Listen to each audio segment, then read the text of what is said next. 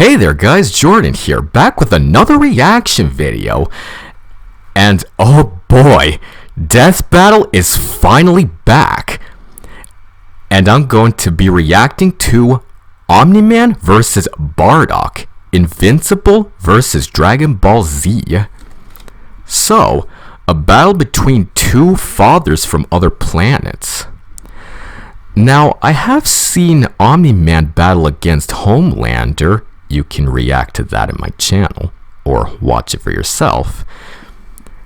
And I am somewhat familiar with Bardock since he is the father of Goku.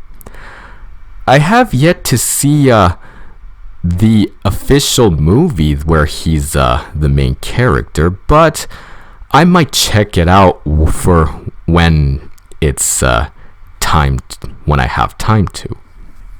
So yeah, I am somewhat familiar with Bardock, but for Omni-Man, not that much since I never watched Invincible.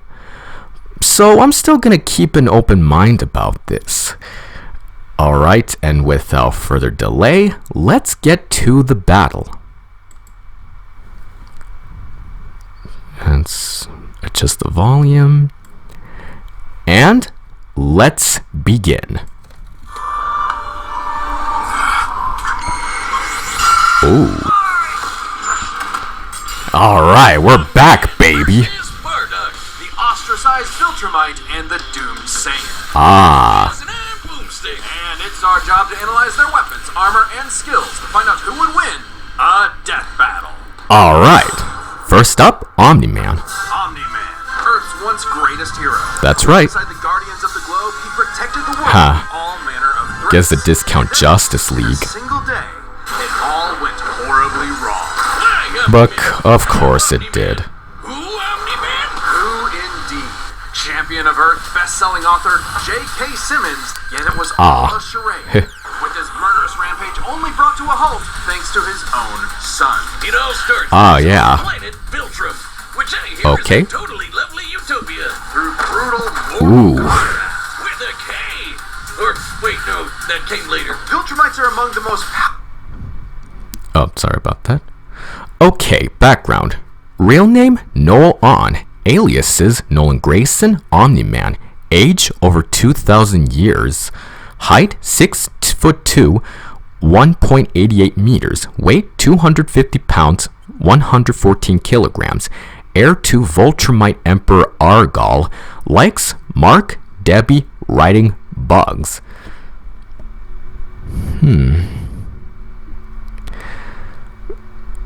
Well, people often compare him to Superman, but considering his likes as well as his age, yeah, I'm not seeing much of a resemblance to Superman other than his similar powers.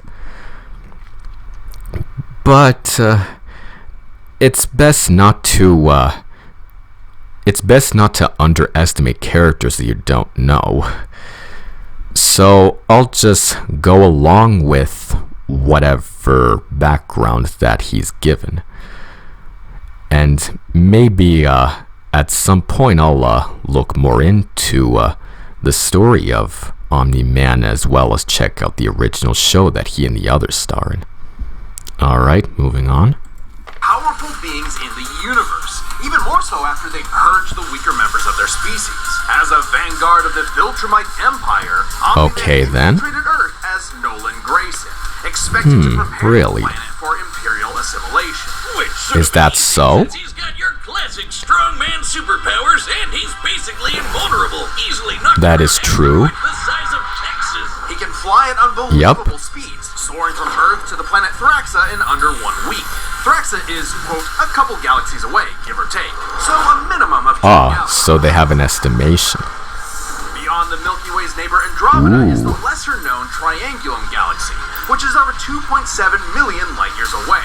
Wow. 1 week means Omni-Man must have flown over 142 million times faster than light. My God, that's fast. Oh, here are his powers. Accelerated healing, flight, heat and cold resistance, inhuman longevity, smart atom physiology, superhuman physique.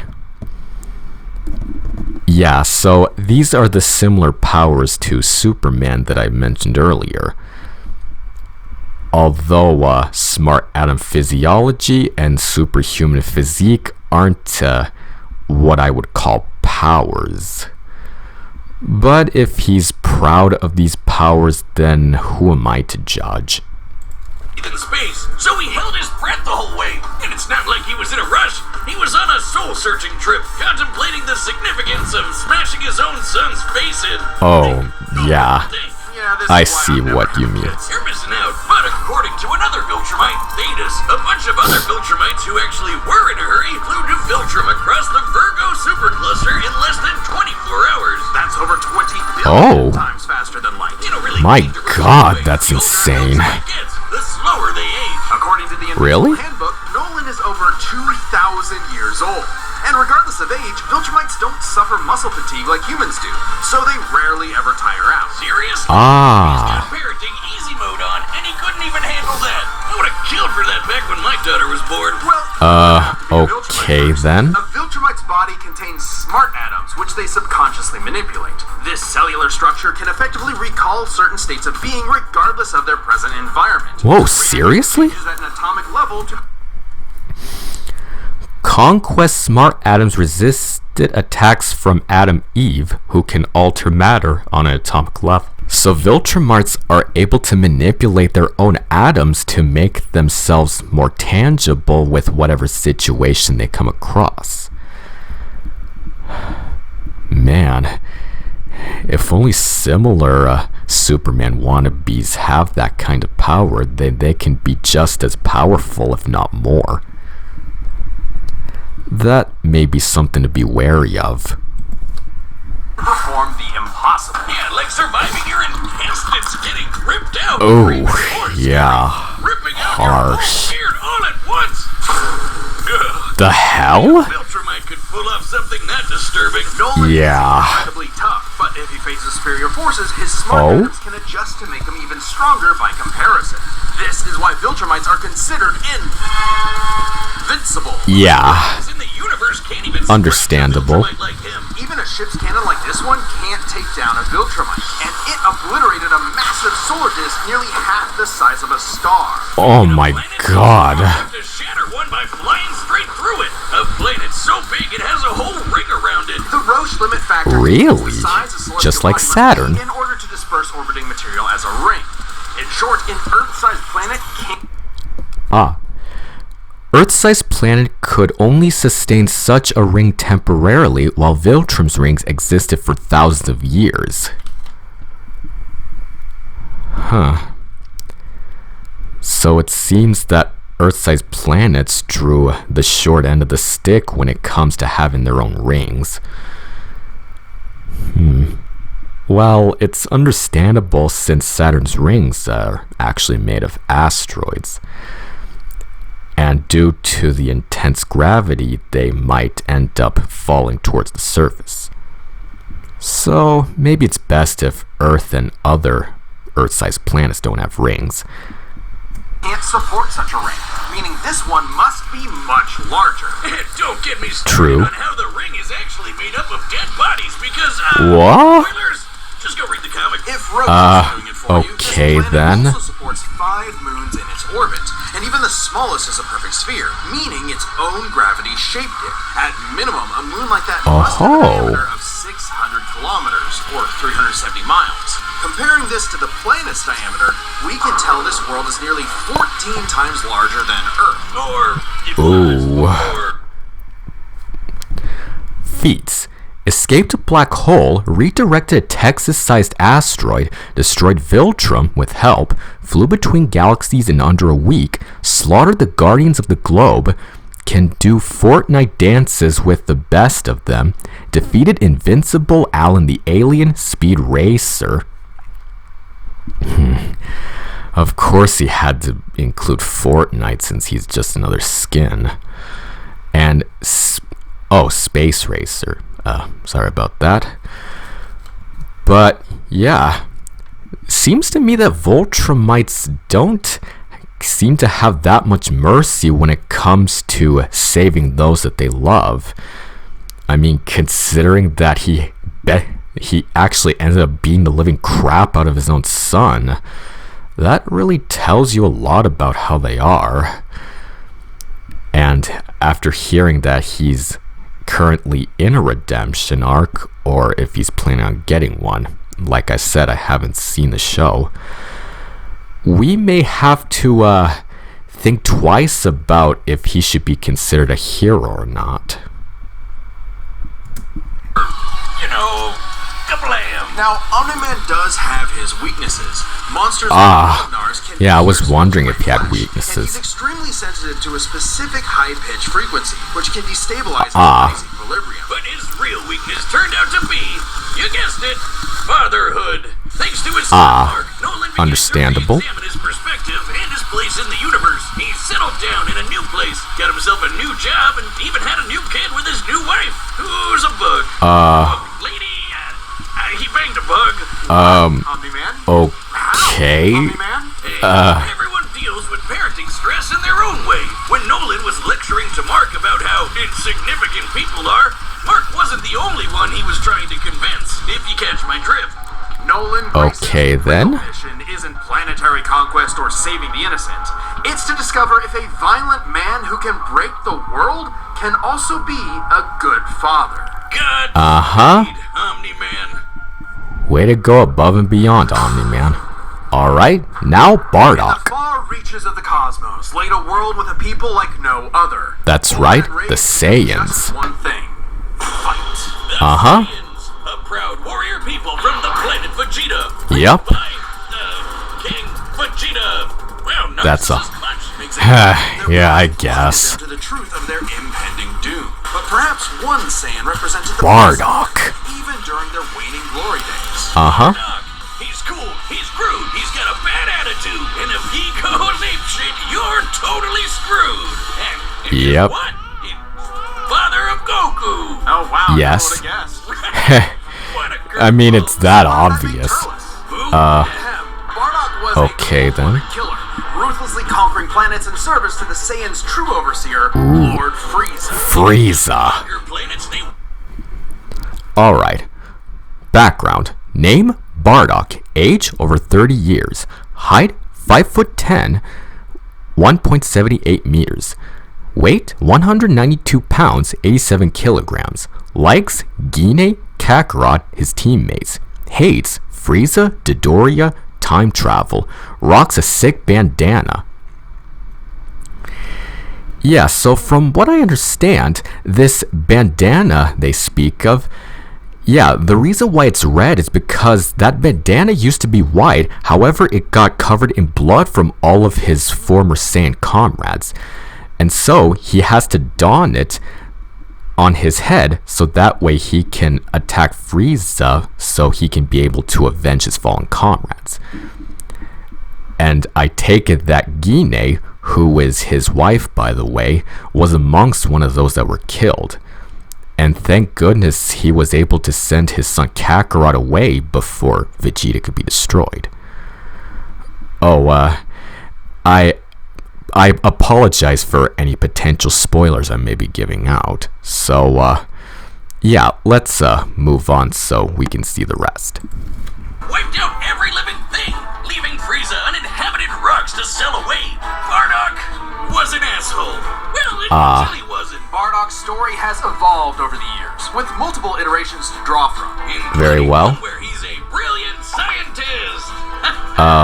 But only Okay. one is considered officially canon.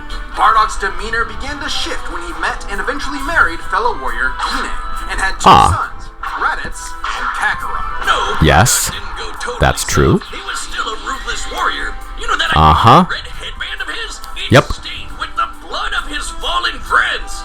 Yep. Bardock That's was that's what I mentioned before. was naturally adept in using his ki as an explosive weapon. Shooting lasers from his hands. That's right. Was brutal. Screw you, nature. Alright. Powers. Key manipulation, final spirit cannon, flight, full power energy wave, future sight, rebellion hammer, rebellion spear, Transformations, Great Ape, Super Saiyan. Now, these may be non-canon because in different Dragon Ball Z video games, he is shown to go into Great Ape and Super Saiyan.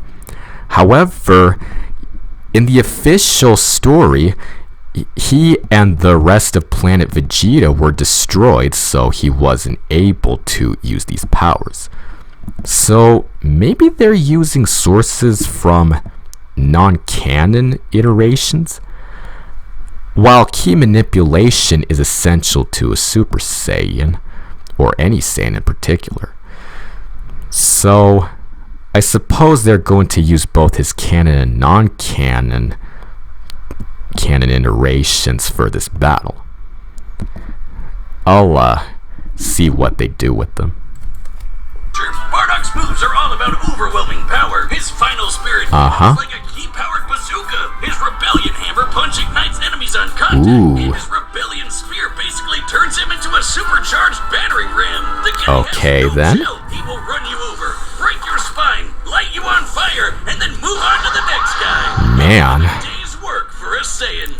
Saiyans are merciless. While Bardock cared for Gine, in fact being one of few Saiyans of his time to actually have a romantic partner, he was still no family man. Then. Like most Saiyans, he saw his sons as nothing more than future soldiers. Bardock was a low-class warrior, so it was unlikely his kids would grow up to be anything more than battlefield fodder. But they would still understandable with that. Power, that's true. That was the key to their planetary devastation. The Great Ape form. Under the light of a full moon, a Saiyan with a tail manifests the Uzaru. This Great Ape form increases Bardock's power tenfold, turning into an unstoppable kaiju. Quick, someone call Yajirobe! While some Saiyans can maintain control over this berserker form, low-class warriors like Bardock don't receive the same level of training as those of higher birth. Prince Vegeta's control is so precise he can speak while changed, but Bardock cannot. Hell, it's questionable if he even remembers everything that happens when he goes full-tilt gorilla. Just like Goku. Just monkey see, monkey smash. Despite being low class, Bardock's power level nearly matched that of King Vegeta, who could destroy multiple planets at once. At about this time, really? Vegeta's power level was around 10,000. Yeah, we know power levels are kind of... Vegeta's power level of 18,000 in the Saiyan saga, having long surpassed King Vegeta, supports the dub's claim. Bardock also survived a one-sided fight with Dodoria, whose power level was 22,000. So yeah, it seems the power levels are essential in the entire Dragon Ball series. And it says that Bardock was able to keep up with King Vegeta along with Dodoria. Although I still don't quite understand why he wasn't able to defeat Frieza to save Planet Vegeta from being destroyed. But I guess you can't change any fate, so there is that. Janky, nobody can agree on what the number really means. Outside of his fight with Gas, Bardock doesn't really show any high-end feats in canon, but we can use power levels to compare him to other characters with similar levels to better understand his potential. Like his son fought Prince Vegeta. What's the scouter say about his power level? It's over 9,000. Oh yeah, that. Changed it to fit Vegeta's lip flaps, but we only cover the cold hard truth, damn it. According to this pamphlet, Goku's power level between his fight with Vegeta and his trip to Namek was 10,000. This lines up with the previous reading and puts him on par with Bardock. Goku's trip eventually raised him to 90,000 upon arrival, but this gives us a clear window. Okay, then. The trip, he had to dodge a bunch of incoming asteroids and blast his ship away from a star. Considering the speed involved. The planet Namek is outside Earth's quadrant of the universe, and it took his ship 6 days to make the journey. Traveling a quarter of the universe's diameter would put the ship over 9.5 trillion times the speed of light. Wow. Keep up with that kind. Feats. One of the strongest Saiyans of his time, held off an attack by thousands of elite soldiers, conquered many planets including Kanasa, the planet Cereal, gained future sight from Tulo, saved Goku from Frieza's extermination, defeated Team Dodoria, chilled Gas. Okay, so he was able to achieve all of these feats just before his final fight against Frieza. And it seems that, and that's proof that Bardock did have the upper hand in being able to hold off Frieza until he was ultimately destroyed along with the entire planet Vegeta. So let's just hope that he'll be able to use whatever he can to make sure that he avenges his fellow Saiyans in one way. And his speed to do all that other stuff. Makes sense, given far weaker characters could reach the moon in a fraction of a second. Should be That's trivial true. for Bardock. All this speed and power meant when Bardock and his team assaulted the planet Cereal, they went cheerio. Bardock ravaged the planet, annihilating its people, until he found two survivors, a mother and her child. Oh. Some may call it weakness, others a moment of clarity. But Bardock was suddenly reminded of his wife and recently born son. He chose to spare the two, and even pushed himself far past his limits to protect them from... Oh, so he has a conscience after all. The heaters and gas were comparable to Elite Frieza soldiers such as Zarbon or the Ginyu Force. Bardock's mid-battle strength increase was also compared to Great Ape, implying a 10 times boost.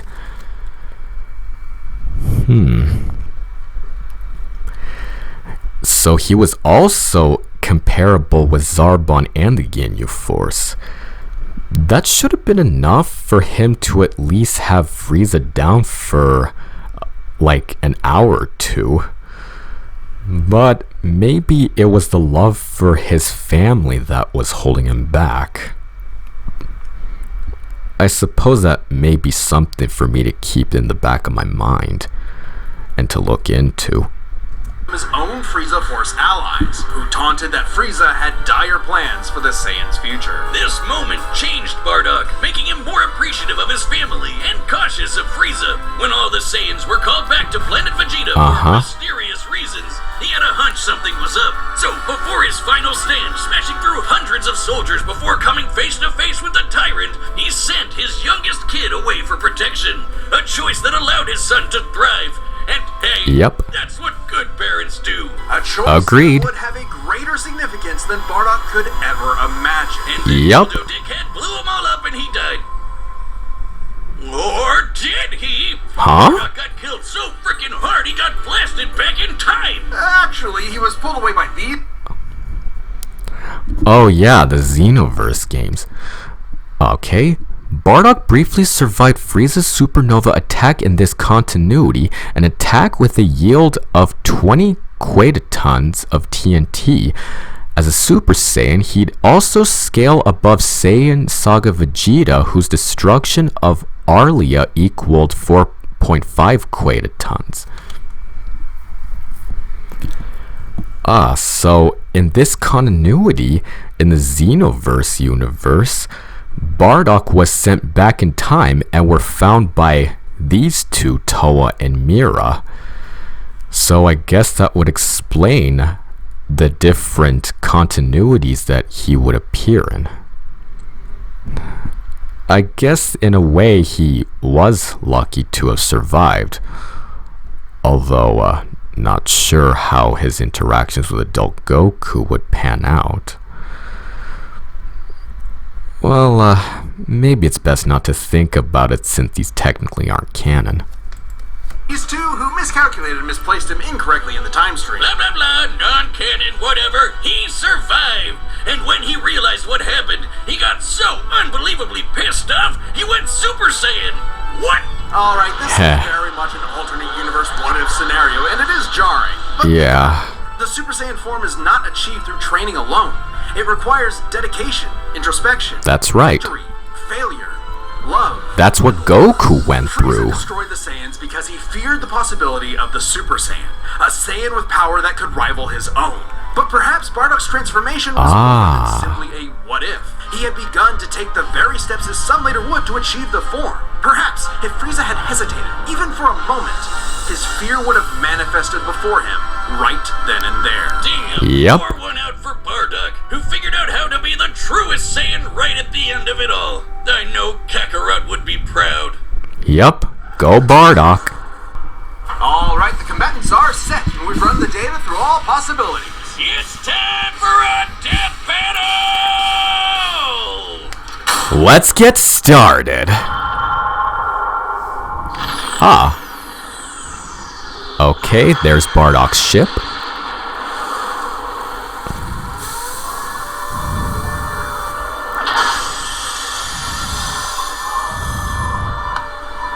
Great. Another gross bug planet. Huh. Oh. Omni-Man. This planet isn't anyone's to conquer. Yeah, about that. Yeah, what he said. And there they go. Ooh. Oh, man. Sticking his nose in places he's not. Huh. My son would kick his ass. Well, he might not be entirely wrong.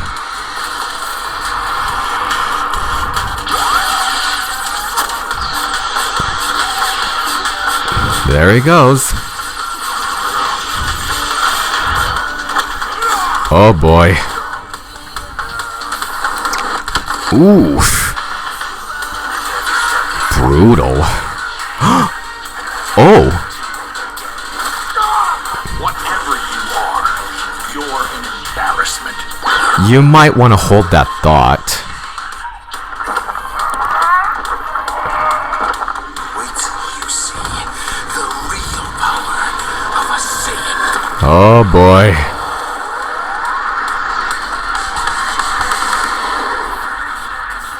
Am I supposed to be impressed? I don't know. Should you be?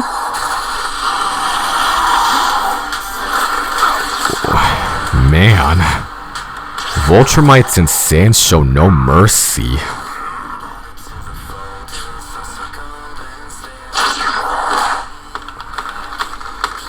Oh, this reference. But not enough. Uh-oh. Oh. Well, I guess that takes care of that.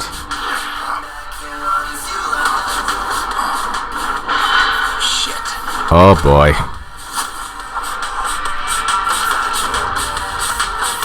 Ooh.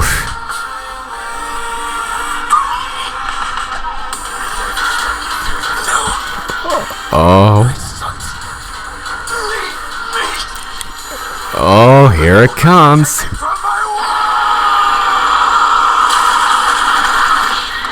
Wow.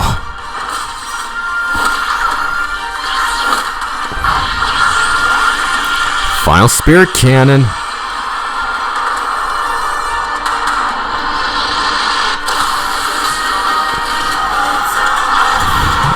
Whoa.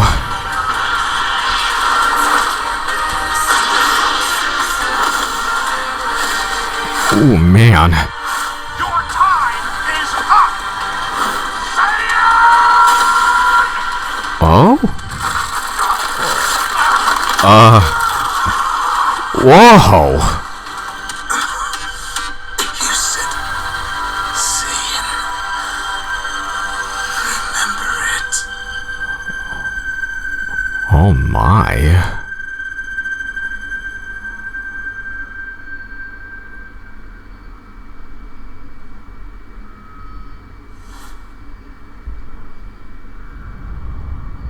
Fuck. Okay. KO! Okay, these Gokus have got to stop picking fights with guys in capes. Pitting Saiyan against Viltrumite is fascinating. Among the many similarities, 5 specific categories stand out. Starting Okay, with then. speed. Bardock is much faster, given his power. Bardock's future sight from his original appearance was not influential due to its unreliability and inconsequential influence on presently occurring events. Okay. So, I suppose that his future sight wouldn't be able to help him, and I suppose that it must have been removed from his current canonical iteration. But yeah, I suppose that future sight may be a bit of a handicap since there doesn't really seem to be much influence on whatever outcome will occur in the future sight. So there's no telling how Omni-Man would have been able to defeat him had he used it. Power level matched Goku dodging asteroids at 9.5 trillion times light speed, much higher than the Viltrumite's fastest speed. Add on the 50 times multiplier from Super Saiyan and it's a huge... Omni-Man could possibly scale to Universa, who flew from beyond the observable universe to Earth and back in under a day, 34 trillion times faster than light. Bardock would still exceed such speed with Super Saiyan. So Bardock would still be just as fast as when in Super Saiyan form as Omni-Man, who could scale someone who can travel under a day. But if he's faster, then what other disadvantages could there be? I'll play and have a look. Difference. Right, Bardock clearly has the speed advantage, but strength and durability are another story. Though it doesn't Do seem tell. like it at first, Bardock scales to King Veggie, who wrecked 3 planets at once, and Omni-Man only smashed 1. Right. Given how big that one planet was, the numbers are actually pretty similar until... Note that the numbers listed do not include division between participants, as equal effort is uncertain. Okay, gotcha. we factor in the Super Saiyan boost, right? Well, there's a catch. A major plot point in Invincible involves the coalition of planets admitting that their weapons cannot hurt Viltrumites. So, when their ship's cannon obliterated this gigantic solar disk, it highlighted just how tough the Viltrumites really are. This disk completely blocked the sunlight and heat between a planet and its star. And this is no ordinary planet. Its size and the cannon that destroyed the disk has a smaller diameter than the body of a Viltrumite, so the blast's large surface area at a distance would not impact scaling. Conquest also destroyed the ship later despite the fact that it can withstand its own firepower, again cementing Viltrumites as superior to it. Okay, so Viltrumites are not easily destroyed even when being shot by a cannon that can blow up a planet. Something that the Saiyans are not comparable to at all. So I guess that's understandable. and density are so high that its inhabitants are as strong as Viltrumites just due to living in its natural gravity. To fully planet and remain in consistent orbit, the disk would need to be positioned at its L1 point, the spot that creates an uninterrupted view between sun and satellite, and the disk itself must be about half the diameter of the star in question. This means the scaling of the disk puts it at... Weapons that can kill Viltrumites, such as the Infinity Ray, have greater feats like causing supernovas. This also applies to Viltrum's destruction that could have been deadly due to the core's heat, the Infinity Ray, and the speed at impact.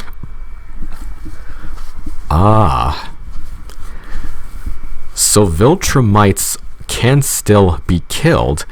However, Omni-Man was able to escape it due to being more versatile in what weapons can be used for whatever destruction can cause. Man, this otherworldly father, well, considering he's an alien, is really not human. 3 septillion tons. That's 24 zeros. Which makes Omni-Man over 11,000. Examining this other way, the high end for King Vegeta's planet bust is 12.8 quitatons, putting Bardock's max potential at 7,704 quitatons. The disk's V high end is 120,000 quitatons. Okay, so Omni-Man wins at the amount of force and is more powerful than that of Bardock's. Okay, so that's 1 point for Omni-Man. Times stronger than base Bardock. Not even the Great Ape or Super Saiyan forms could make up that difference. So Okay. strength goes to Nolan. Still, numbers aren't everything. As far True. as versatility in combat goes, neither had one distinct advantage that could win outright. Omni-Man Okay. survives in space for much longer, but Bardock barely squeaks out the edge here thanks to his ranged versatility with key attacks and, of course, Super Saiyan. Okay, Right. let's address the Super Saiyan Bardock thing. It's perfectly fair to question whether or not the form should be in this comparison at all. However, even with the form Understandable. included, Nolan still takes this, especially when it comes to our last two categories, experience and stamina. Yep. Okay. Omni-Man's been around a lot longer than Bardock. Right. For 2,000 years. And even with Super Saiyan, Bardock's no master of the form. And without that mastery, the form... Regardless of Bardock's own endurance, even with his tail, the Super Saiyan form requires extensive training to improve its power and efficiency over extended periods. So, even if he had Super Saiyan form, it still wouldn't be a match against Omni-Man since he had over 2,000 years of experience and didn't need that much training to become as powerful as he is. So, it seems that even with Bardock's Great Ape and Super Saiyan forms, he was still unable to put Omni-Man down for good. drains the user's energies at an increased rate. Which brings us to what may be Omni-Man's most surprising advantage. Those weird smart atoms. Right. Seems like Bardock can fight for days on end, but only for so long. Bardock possesses a limited pool of ki, which only becomes faster when using super forms like the Great Ape. In contrast, Omni-Man's biology prevents him from tiring. Results. Omni-Man, positives, higher strength, better durability and stamina, far more experience. Negatives, less versatile attack options. Bardock, positives, higher speed, better range options. Negatives, limited pool of ki, hasn't mastered Super Saiyan or Great Ape. Okay, so Omni-Man has more advantages than Bardock. And that is why he won this battle. In most cases, letting him travel across whole galaxies for weeks non-stop. And his smart atoms adjust to counter whatever physical strain he's subjected to. Bardock's crazy speed and power made him a real challenge. But Nolan's strength, experience, and sheer endurance presented an unstoppable and unshakable force that would inevitably land the killing blow. When push came to shove, Omni-Man raised the bar. Duck. The winner is Omni-Man. Congratulations, Omni-Man. Death battle. Ooh.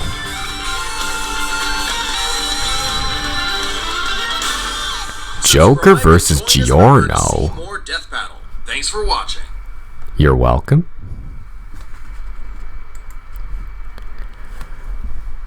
Okay, so that was Omni-Man versus Bardock, and Omni-Man reigned victoriously. I gotta say, this was an amazing start for the return of Death Battle. And the next Death Battle, Joker versus Giorno?